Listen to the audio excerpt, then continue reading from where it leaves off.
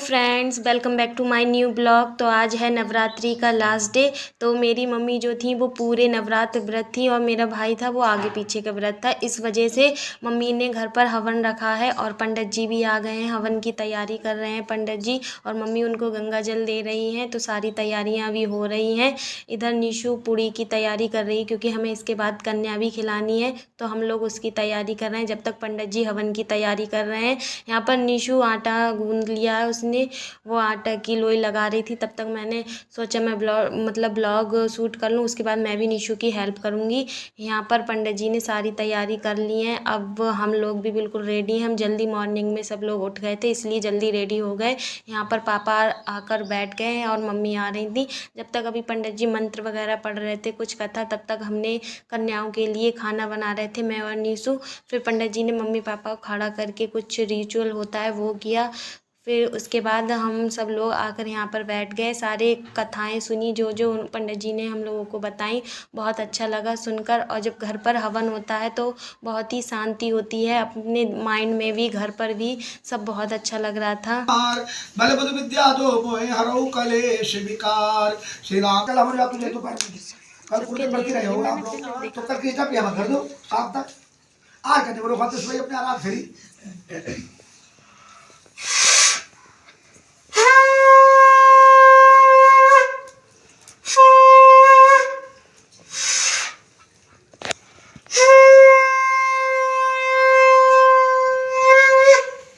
बोल चंद्रवार की जय। थोड़ी थोड़ी जोड़ा लगता है।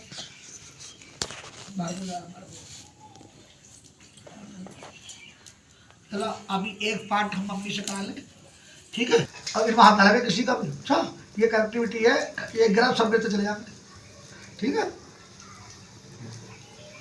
सोहा बोलना है तीसरी आवश्यक है। सोहा अग्निदेव की पत्नी का नाम है, तो जब तक सोहा नहीं कहेंगे तो अग्निदेव उसको स्वीकार नहीं करेंगे। ओम जय तुम देव चामुंडे जय भूतान जय सवित्र देवी कालरात्रि नमस्ते स्वाहा। बट कहता वरदानमा रूपम देवी जय देवी ईश्वर देवी कपालिनी दुर्गा क्षमा दुर्गा क्षमा सेवा धात्री स्वाहा सुधा नमस्ते स्वाहा। गाड़ दो बस। अब चम्मच से धार लगाओ खींची।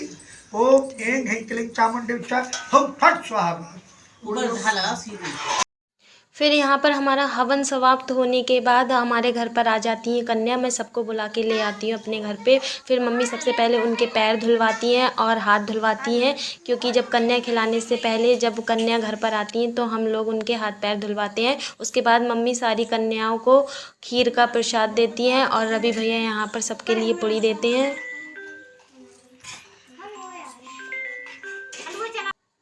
फिर इसके बाद मम्मी हलवा और चने का प्रसाद देती हैं सारी कन्याओं को।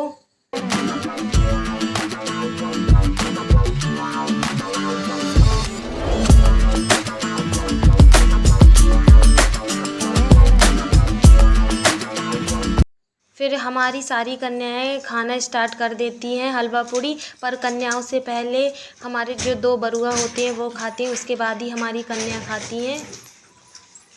जब सारी कन्याएं खाना खा लेती हैं उसके बाद मम्मी सारी कन्याओं के पैर पर मोरी लगाती हैं, क्योंकि माता रानी के पैर पर भी मोरी होती है लगी हुई, इसलिए मम्मी सारी कन्याओं को मोरी लगाती हैं और चुंदरी उड़ाती हैं। जाने से पहले कन्याओं की जो एक बरुआ होता है वो उठकर सारे कन्याओं के सर पर ये नीम की टहनी मारता है। ये पता नहीं क्यों मारी जाती है टहनी, ये तो मुझे भी नहीं पता, बट ये देखकर अच्छा लगता है ये रस्म। उसके बाद सारी कन्याओं के मारने के बाद बरुआ जो होता है वो अपने सर पे मारता है। फिर उसके बाद सारी कन्याओं को विदा करा जाता है। और जब सारी कन्याएं घर से जाती हैं तो उनके पीछे जो होती हैं व्रत होता है, जैसे मेरी मम्मी व्रत थी तो उनके पीछे जल चढ़ाते हुए उनको विदा करती हैं। ये भी मुझे नहीं पता क्यों चढ़ाया जाता है। उसके बाद सारी कन्याएं अपने घर जाती हैं और एक कन्याएं देखो हमारी उधर साइड रहती है तो वो उधर जा रही है।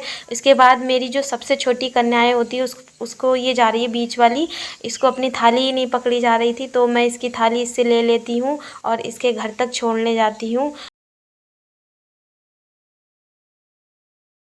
मायरा अपना गिलास ले आ, गिलास उठा लो। चल हम पहुँचा रहे हैं, चलो।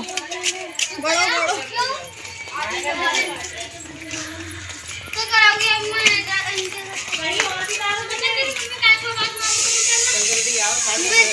कासू के घर चली हूँ।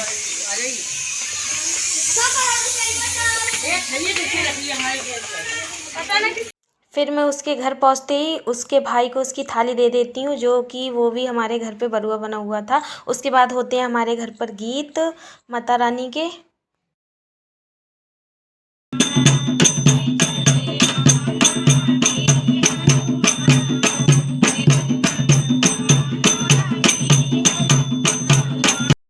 तो गाइज़ आज के ब्लॉग में बस इतना ही। मिलते हैं नेक्स्ट ब्लॉग में। आई होप आपको मेरा ब्लॉग बहुत अच्छा लगा हो। प्लीज़ ब्लॉग को लाइक कमेंट शेयर ज़रूर कीजिए और चैनल को सब्सक्राइब कीजिए। अब मिलते हैं नेक्स्ट ब्लॉग में। Bye bye.